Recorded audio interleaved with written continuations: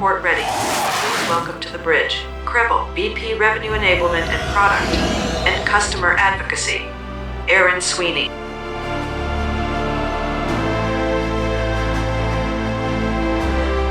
Good morning! Do that again. Good morning! Day 2, how are we all doing?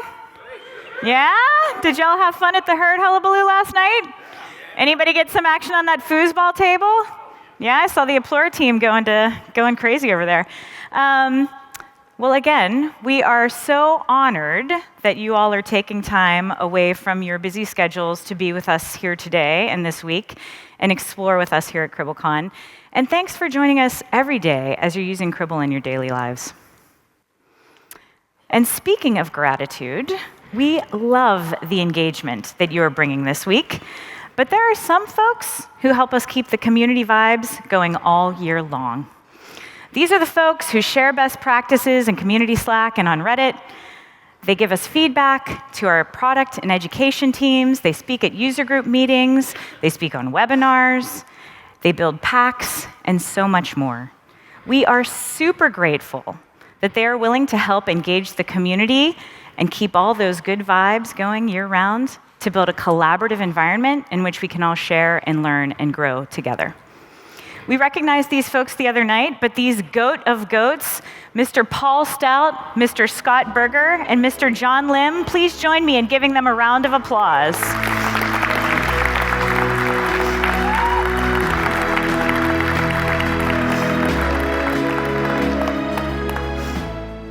Now, as we covered yesterday, we are beyond the hype. AI is here. And soon, just as we can't imagine getting through our days without our mobile devices, we won't remember how we got through our days without AI assistance. But the truth is, we're still very much in that in-between state, exploring what's out there and finding the right ways to move forward, blending human judgment with machine-scale intelligence. Many of you are using Cribl Copilot already to automate and build pipelines. I was talking to John from Zayo, and he was telling us how much time he was saving building Cisco ASA pipelines. You can check those out in the labs today. And I was also talking to Johnson Controls and some other folks last night who are using Cribl Guard already to detect PII and the data they are using, sometimes even using to train their models to not only save time, but to significantly reduce risk. This is today. But so much more is possible. And so, our distinguished panel will help us understand the journey they've been on across data in motion, data in action, and data insights, and how they are preparing today, with Cribl's data engine at the center, to support the business and infrastructure changes that are required to prepare for the agentic world. So please help me welcome them to the stage.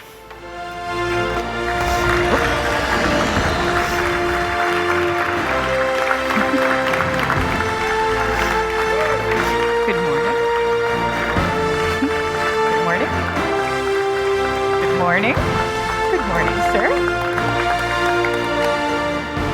All righty. So yes, please welcome our data explorers and commanders here.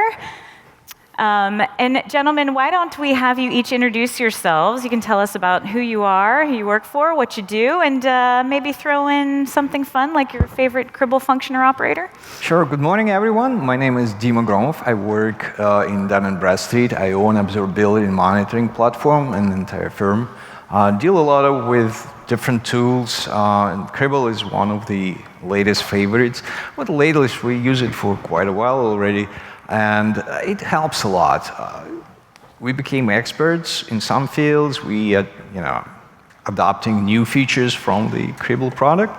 And, it's very interesting being able to massage data, move it quickly from one place to another. It's very important in handling the huge amount of data we get nowadays, logs, metrics, everything, events.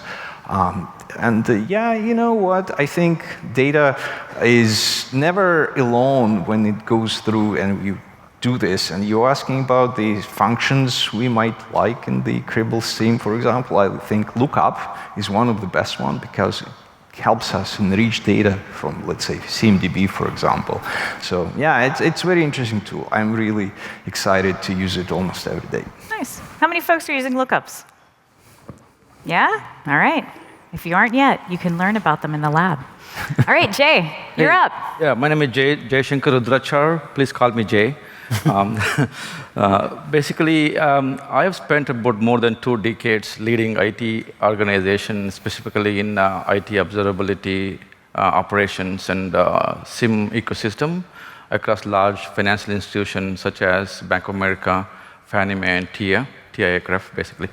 So our team has built multiple observability ecosystems across this organization and SIEM ecosystem as well, dealing with millions of events every day across multi-cloud environment. So one thing I've learned while building these systems, right? Observability starts with a good data. And you all know Cribl helps us to do that, building a good data pipeline for observability and empowers us, providing more of an ability to transfer data from different sources to the right destination, and also gives us a control over how we can enrich, transform the data pipeline itself, so which is important for us. And over the period of time, while building these things, and I realized that we need to have more of an ecosystem of the AI ops. So I rolled out a framework called AI Ops X, which is AI Ops for Extended Community, which is IT operation, security operation, even business operation, which are all connected to now AI-driven observability pipeline. So recently, what I'm doing is more focused on building out more of a observability ecosystem through AI lens, basically, and also working on tool rationalization, again, which is another critical thing in observability area, the tool rationalization part, and also AI-driven observability pipeline is something which we're building. And I'm thankful and I'm truly excited about participating in CriblCon. And again, you guys, the powerful community, understands the streaming importance of telemetry data. And we want to learn how Cribl and AI together drive our next intelligent operation in the industry. Awesome. Jeff, tell us about you. I'm Jeff Johnson. I'm Deputy CISO for Enterprise Security at the state of South Carolina. A little bit of my background is I was in the Air Force, retired Air Force, communications in tactical and special operations area. Retired from there, went to the state of South Carolina, and I built the original SOC and the on-prem SIEM statewide. And then I left and went private sector for a few years, 8 years or so, and then I came back about a year ago so that I can modernize and improve, bring everything up to modern technology, and I'm having a blast doing it, let me tell you. And part of that is Cribl. We're bringing the whole state into Cribl, and then we're going to Palo Alto Cortex XIM from there as part of our modernization effort.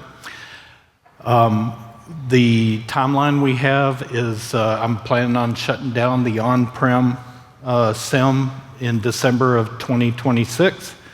So we're kind of, against the timeline. Everything works backwards from there to migrate 85 agencies over to the new platform. And I'm just having a blast doing that. So I'm not like I'm a Cribl expert or anything, but we're definitely going to use a lot of Cribl. And we're having a lot of fun doing it. And, we're a little busy, trying to do everything at the same time. So I just tell the team, hang on, we're going to have fun. And Brittany is part of that team making it happen. So why don't you introduce yourselves, please, sir? Yes, I am. I'm Brittany Franson, Senior Security Architect, State of South Carolina, Enterprise Security, as Jeff said. I've been with the state since March. Previously, I've done a few different SIEM transitions, so stepping into this was a little bit of a challenge. Of course, every SIEM transition is a little bit different. Technology keeps evolving.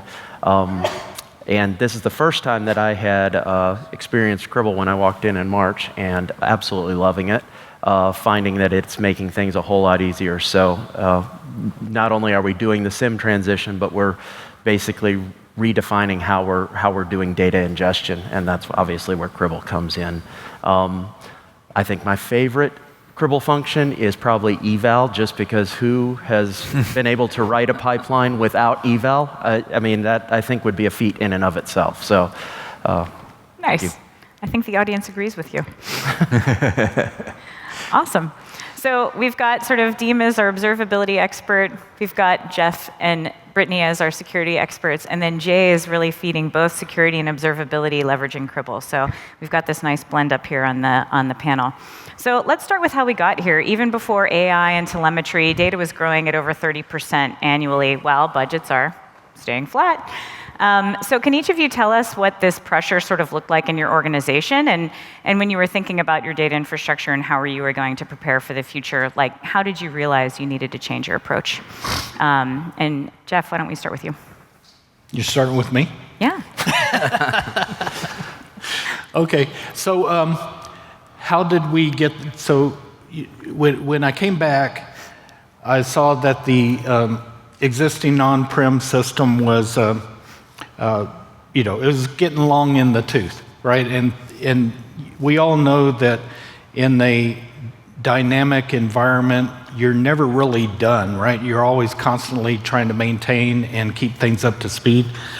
And I was looking at a way that we could modernize and get, I wanted to get off-prem, a lot of things. Do we really want to go to the cloud? And it turns out to be more of a hybrid situation. So that's where we are right now. We've deployed Cribl in a hybrid solution. We've got all the bells and whistles. We've got, stream and edge, and we've got search and lake and all the pieces.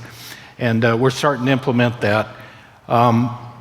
One issue that that kind of came apparent was in a state agency, you have many different log retention requirements is one big thing for us, not just the security part, but the maintaining your compliance requirements. And with our current system, everything goes into a big tarball. All the agencies go together, so that we had to maintain all those archives for the longest retention period of any agency. So we're keeping every agency's logs for 7 years retention, and which turns out right now, I think we're about 1.5 petabytes of logs that we're maintaining just for compliance. And looking at that, when we redesigned it, we were looking at if we had Cribl in there, and we could make our Hitachi storage appear as a S3 bucket for every agency. Now we can retain the logs for 90% of the agencies only need 1 year log retention. So we do that, and then the other agencies, we can tailor their log retention. So we're looking at a lot of savings right there just in archiving the logs. Plus the ability to get everything into Cribl, and if we decide to change our SIEM 2 years from now, we just point it to the new SIEM, right? Everything's already being ingested, everything's already being normalized, so we looked at that, and it just kind of made sense to go down this road. And we're a few months into this journey, but we got less than a year and a half to be done. Yeah. So ask me in December 2026 what I think. But you're ready. You're preparing your foundation for what's next. Nice. Brittany, is there anything you'd add, or? I think Jeff covered most of it. Okay. Yeah. We can go into the weeds, but Jay, how about you? How are you kind of laying the foundation? We all know that whenever technology shift happens, right? Back in 2016, 2015, the huge shift was cloud. So every organization started moving from on-prem to cloud, and we've seen that organizations start picking up multiple clouds. So it is not one, right? Because of the capability which they were offering. So back in 2016, 2017, we see a huge jump in our log volume because we were now operating under multi-cloud environment already, so AWS, Azure, and GCP. So that made us to think, what do we do? Because the shift was not 30% around that time. It was almost 50% to 80% jump on the log volume because of the multi-cloud environment and security data analytics perspective. So we started looking at, we needed to grow our footprint in terms of the Splunk ingestion as well, plus also the hardware footprint, right? So storage, hardware, everything had to be extended extensively. So we started looking what do we need to do. That's where we start looking at Cribl, which really helped us a lot in terms of how we can stream data from multiple sources and how we can transform, filter, whatnot, right? And ultimately, we can have some more predictability in our data volume and management perspective. And also, it improved overall performance of our systems also. We are not ingesting a lot of garbage. We are more of ingesting quality data and also have a control. Because we don't have a control over data volume. They will grow, right? So now you can see that today, in today's world also, with AI shift, data volume is growing by 100%. It is not like 30%. Because now the shift is happening. People are building the AI solutions and across multiple cloud environment, and there is a agentic solution, generative AI solutions, and all the AI ops coming up. And I think log volume is growing like enormously huge. And now, more than ever, the importance of Cribl is every company noticing it. So I think that's how we started the Cribl journey. And in last 2 firms, we had the Cribl, and it extensively given us a cost efficiency both, and also productivity improvement and efficiency on the platforms, overall performance. Nice. Very interesting. We started using Cribl almost 3 years ago. One of the probably first customers around there, Cribl Cloud, not on-prem purely, but because company likes outsourcing sort of, tools to SaaS solutions. But we didn't really have per cloud. We had a hybrid because once we realized we don't really know where our data is, or it's flowing through some outdated solutions to collect internal network data. We had cloud, AWS, we had a lot of applications. Trying to figure out the volume of this data, how you pay for it. We're big Splunk customers, of course, right? We have a big deployment, and costs were growing and growing, so we needed control. That's where Cribl Stream at that time was the only product available, came to play. And we said, well, look, this hybrid solution helps us. We can get in the cloud, AWS directly to Cribl, and then wherever we want. Then we have on-prem network devices, syslog. You cannot send syslog over the internet, right? You have to collect it internally and then securely deliver to the destination you want. So the Cribl Stream helped us a lot to contain the costs. With some other competing solutions, you have to calculate how much you will store. You need optimized data, and that's what Cribl came to us to save. And so far, we were happy with that, but offerings from Cribl grew. Now we also use Lake. I think it's one of the best, most cost optimal solutions to store logs and be able to search them at the same time, right? It's not just you send data to AWS S3 Glacier, which you need like a week to retrieve from, right? So it's a lot of possibilities right now, so opening doors to even better handle internal customers, because for me, internal customers are our security team, network team, all SREs, and my goal is to be able to give them features they want for the price which our, obviously, management can sustain because of the data volume is growing. You're absolutely right. Yeah. So what I think I heard kind of across each of you is some cost control, some flexibility, some readiness for the future, and sort of a unified platform to get your data where you need it to go. Yeah. And then Dima, I think you talked a little bit, you touched on this briefly, but just you've used Cribl really to establish your observability practice in Dun & Bradstreet. And so, of course, there's some of the cost control, and there's some of the notion of leveraging Lake and Lakehouse and search so that you can have access to what you need when you need it. But what are some of the other sort of benefits and just some maybe lessons learned from your journey to establish this? Yeah, this is interesting. I'll tell you that using Cribl helped us consolidate several smaller tools, some outdated platforms we had, and stop paying for some extended support, which was very expensive.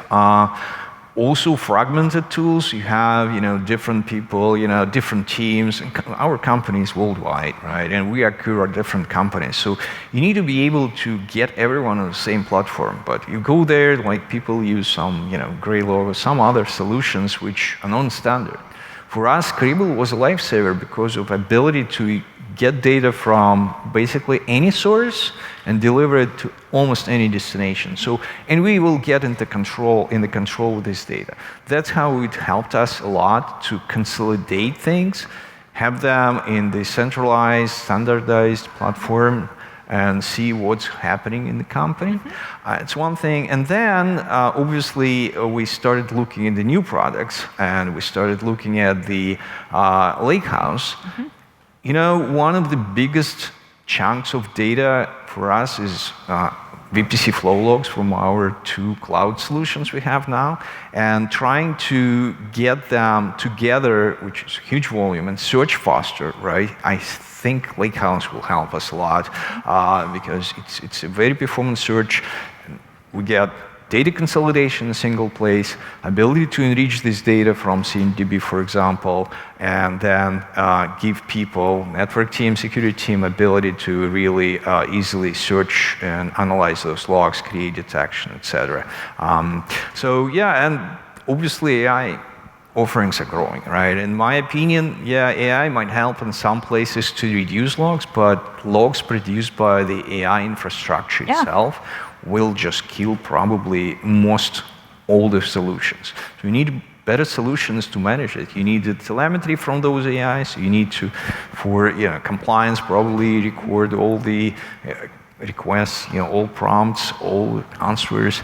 It's huge volume. How do you handle it? How do you store this efficiently? And that's where I think Cribl will help. Yeah, so what I hear you saying is that Cribl's already ready to deal with a lot of the massive scale that we're going to see even more exponentially in the few years. So absolutely, it scales. In my personal opinion, the way Cribl can scale in cloud and on-prem together in the hybrid solution is just really amazing. Yeah. Nice.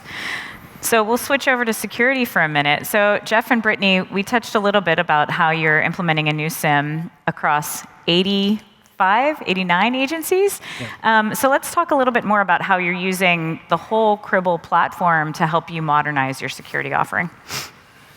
Yeah, well, I'll Brittany would take most of it, but I'd say that we have started ingesting about 35 agencies so far, and that's taken us to about 5 terabytes a day of ingestion. So we're really pressing the gas hard on getting that in. Now, going to the next level, it may be a little slower because now we're starting to work with agencies that are a little more independent than not in the shared IT environment. And so we've got to, part of deploying Cribl out to these agencies is the social aspect. They're wondering what we're doing and all that. So we need to, we've already done town halls and this type of thing to kind of explain to them where we're headed. So, the level of adoption will be, we're trying to do parallel agencies at the same time. So it's really starting to take off, and we're having a lot of fun with it. Yeah, so a lot of our architecture is we're looking at each one of those agencies, the non-shared, what we call the non-shared ones that use our centralized IT. We're going to actually put Cribl workers at each one of those locations that then we'll send back to our main worker group. And what that allows us a foothold into their environment, and it also gets us as close to the source of that data as possible.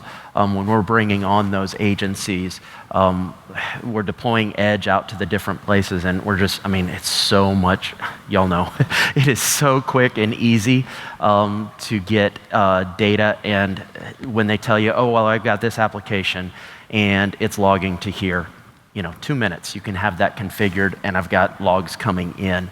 It makes it so much easier. As Jeff said, we're at just under 5 terabytes of ingest, but with our various destinations, I think we're 3 times that as far as what's pushing through Cribl. And part of that goes to the original architecture discussion that we talked about, is we are focusing a little bit more on sending what looks to be mainly security information will go to our SIEM. But those operational logs that might be application error logs that don't necessarily have security context would be helpful to security folks. That's not going to go to the SIEM. We're going to push that to Lake and utilize Lakehouses for our IT folks, give them access to search through that kind of data that's useful for them. Nice. I love it. I love how you're thinking through the workflow and where the data is going to be optimized for the use case that you need, and then tiering your data accordingly. One other thing, I can't let it go. One of the things that Brittany said in our prep calls, when he was talking about Edge, he was talking about all the various Windows management tools he's used over time. And I think you said something pretty complimentary about Edge, like it was far superior to anything else you've used. Yes, yeah, it's far superior as far as just being able to configure. I mean, if you've dealt with any of WinBeats or anything else, it's just way easier. WinCollect is what we currently have, and that is also has its difficulties. Yes. Right. So, well, Edge is not perfect, and I think in some ways there are many benefits. And I think Sal from New York Life is doing a session on Edge later, so if you want to get some more info there, go check that out. All right, talking about data strategy, we were just kind of talking through that. Like, what other metrics and business outcomes have you all achieved over time, in addition to kind of just the choice, flexibility, and controller there? Hard dollar cost savings, ROI, and the like that you've been able to realize? Go for it. Still? Yeah. Okay.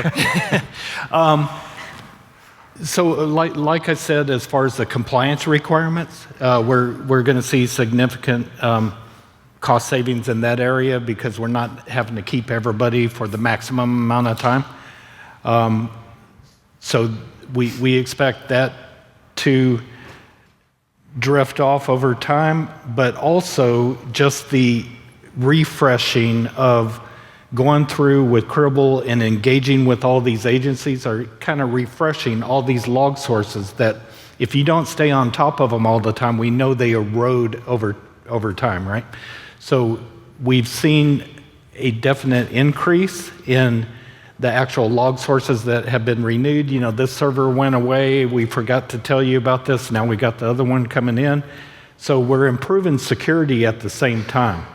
And so I think the logs that we're ingesting is going to go up, but the requirements to keep them for compliance are going to go down, so I don't know what that chart really looks like. We'll see in a couple of years, but I think overall it's a great improvement for the state of South Carolina.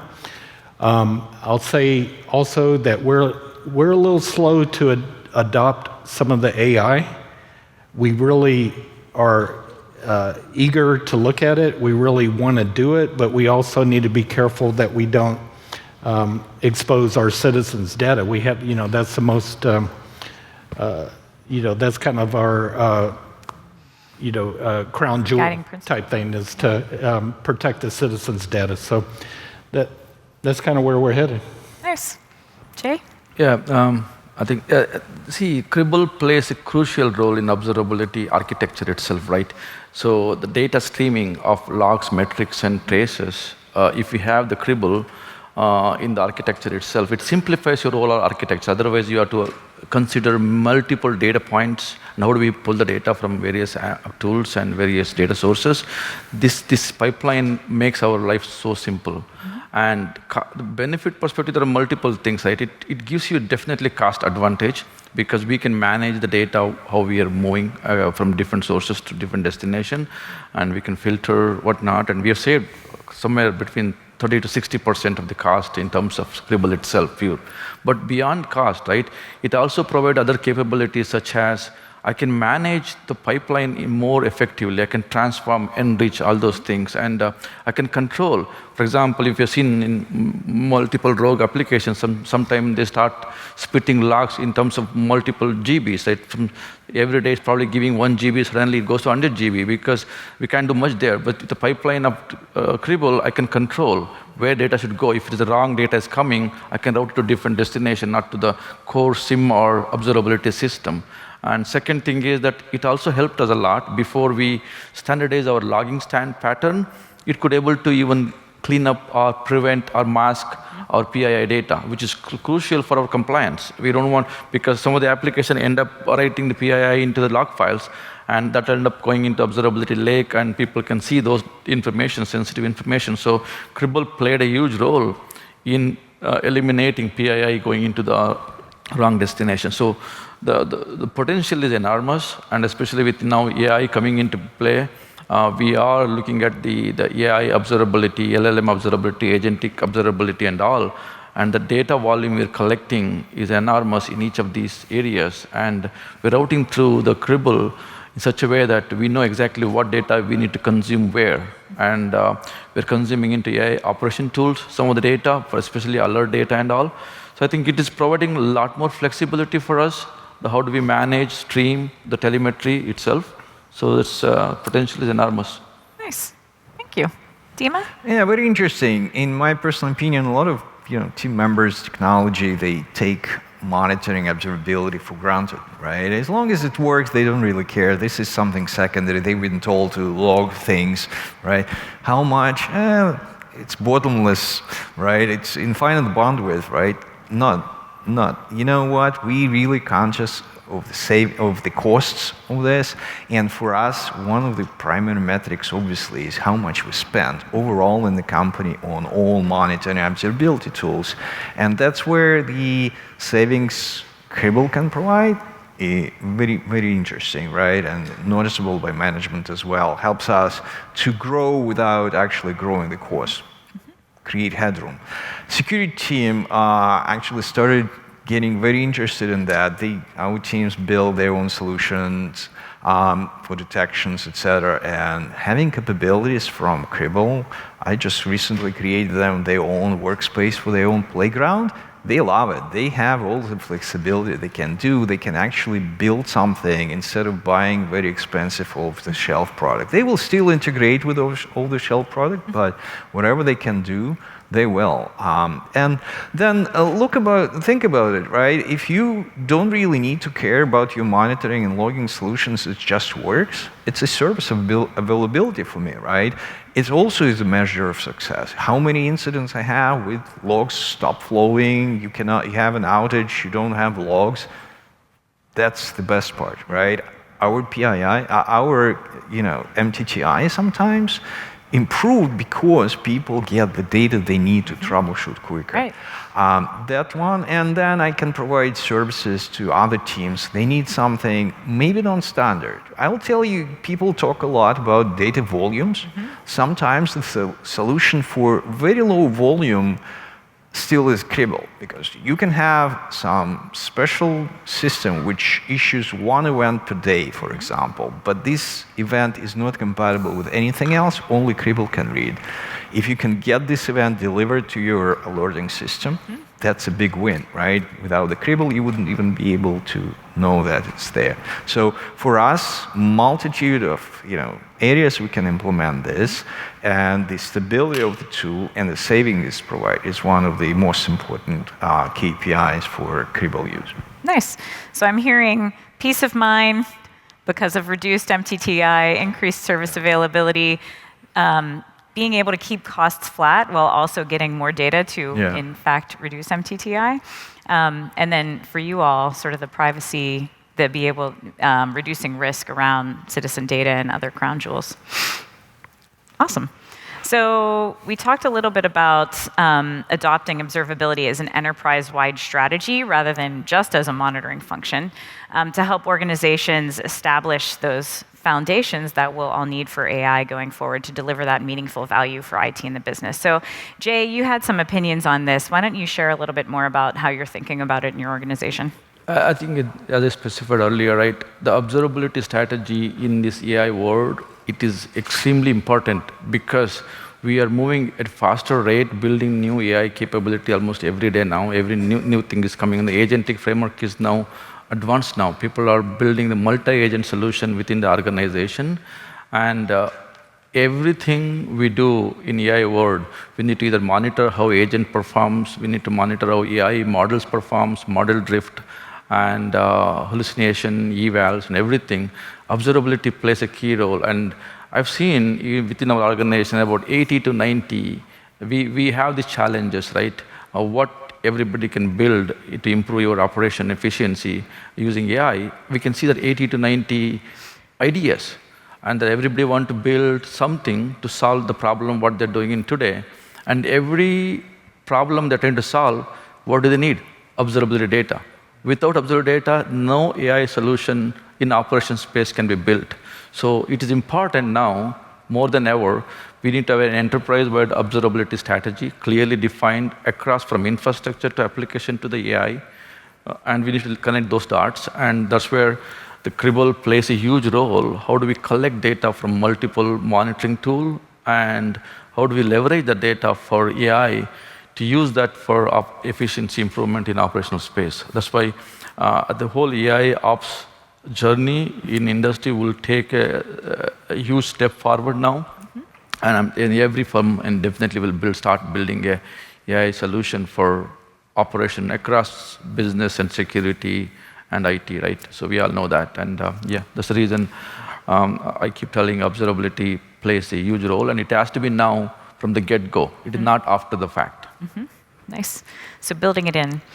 So I think we're getting close to the end here. So just as we said the PC and the smartphone were epochs, and agentic AI is the next epoch, we believe that data independence and open architecture, which are really kind of like choice, control, and flexibility, are going to be prerequisites for agentic workloads. So how are you thinking about your Cribl implementation as you prepare for the agentic world, where autonomous systems are going to correlate, analyze, and act on data for you?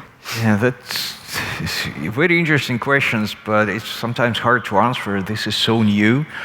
We're looking into being able to really know what teams are doing, and for that, as I said, you need to collect so much data and process it, and being able to analyze from two angles, right? First of all, your users are using AI to do their job, and then you might need your own AI to analyze what those users do.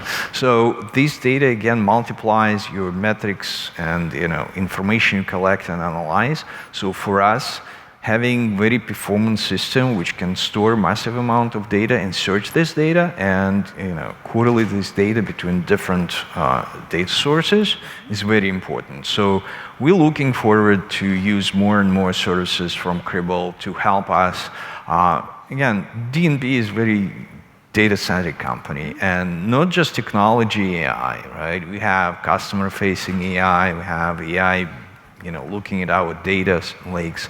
So these all collectively provide a lot of use cases. Again, from security, I wasn't talking about security because we have security experts, I'm not, but I know perfectly well that our security teams are looking more and more in the tools by Cribl, some other solutions to help to control this gene which is getting out of the bottle currently, and helping teams to do their job, helping salespeople, helping customers of D&B to do their work.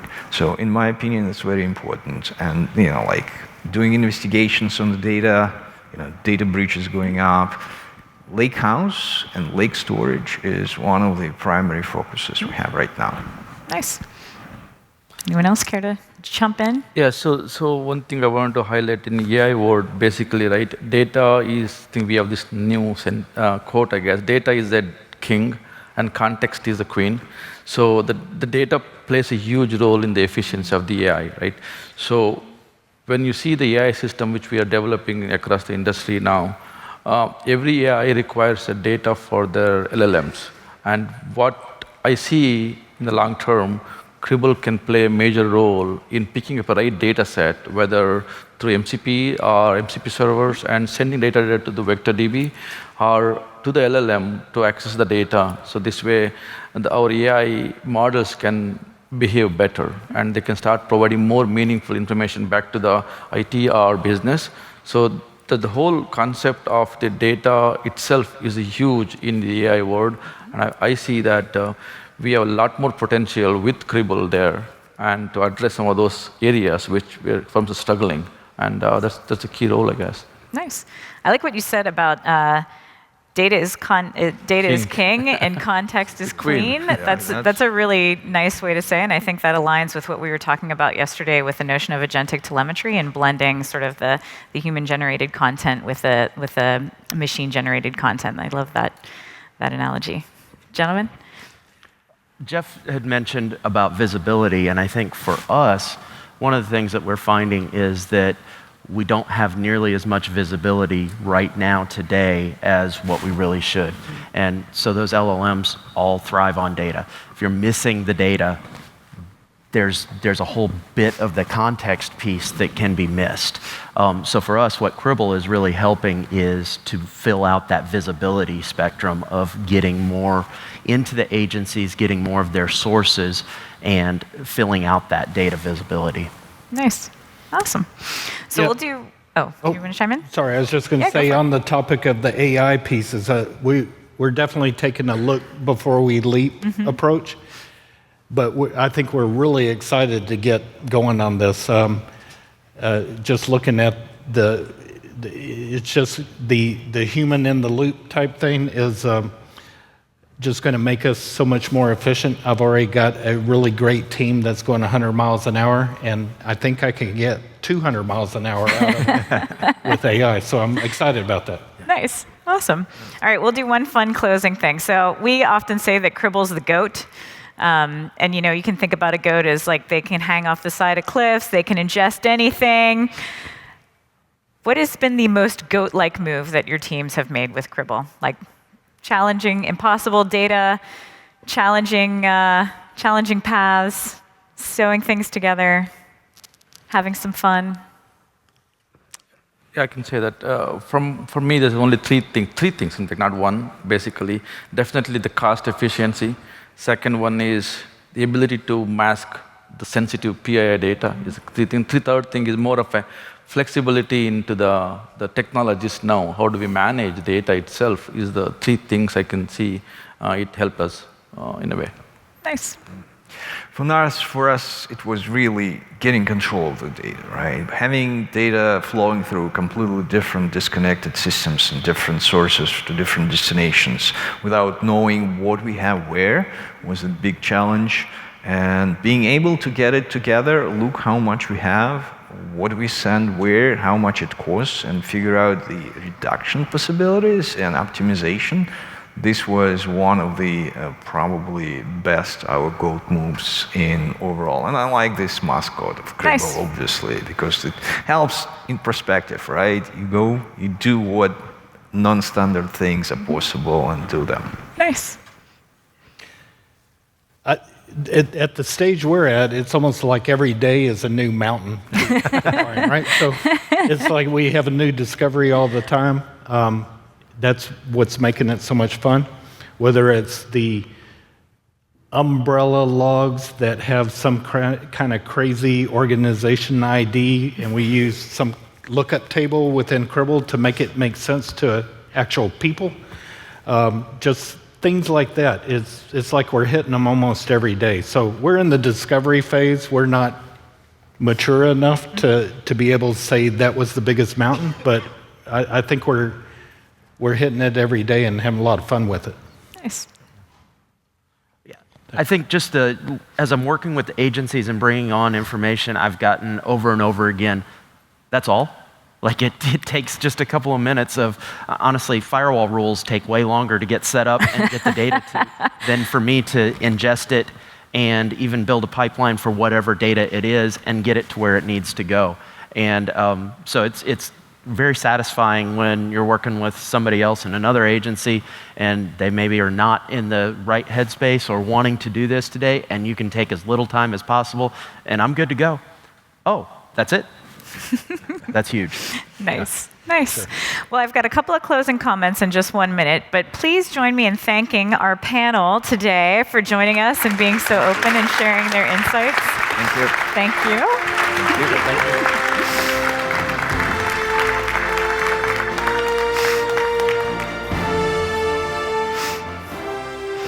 So yeah, thank you. And just a quick announcement, a couple announcements. Our next round of sessions will begin in the Riverview room. So they are outside across the way.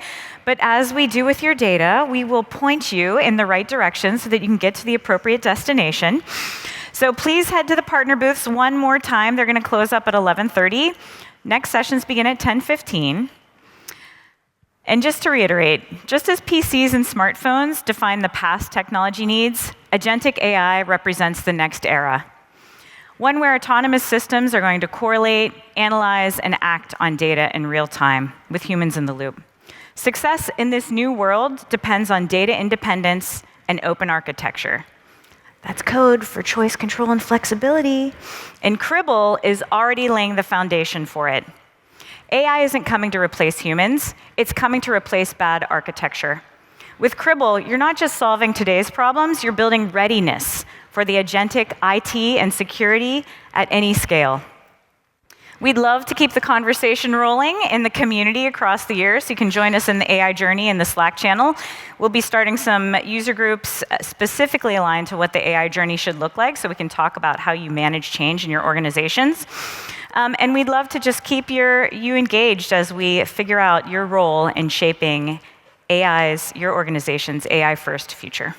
So thank you, and we'll see you at CriblCon next year.